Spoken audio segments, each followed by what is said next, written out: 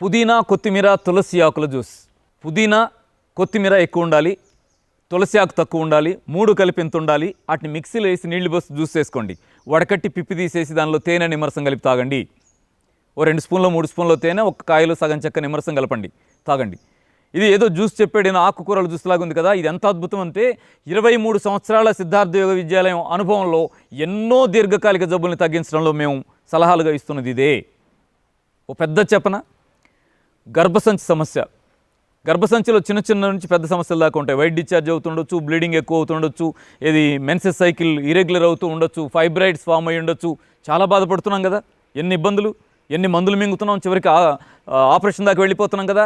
ఇలాంటి వాటన్నిటికీ ఇక్కడ 23 ఏళ్ళుగా ఇస్తున్నటువంటి సలహా ఇదే. పుదీనా, కొత్తిమీర, తులసి జ్యూస్ తాగండి అమ్మా అని. రేపే స్టార్ట్ చేయండి ప్లీజ్, స్టార్ట్ చేయండి. చిక్కగా చేయొద్దు. అలవాట్లేని పచ్చాకు రసాలు కదా, తాగుబుద్ధి కాలేదు, వామిటింగ్ వచ్చింది, ఏమొద్దు. కాస్త తక్కువ వేసుకోండి, పలసగా చేయండి. టేస్ట్గా ఉండటానికి వీలుగా నిమ్మరసం, తేనె కలపండి, తాగేయండి.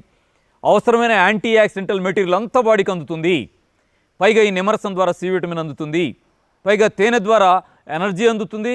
పవర్ఫుల్ నేచురల్ యాంటీబయాటిక్ తేనె మీకు తెలుసు కదా, అది అందుతుంది. ఎంత మేలవుతుందో స్టార్ట్ చేయండి.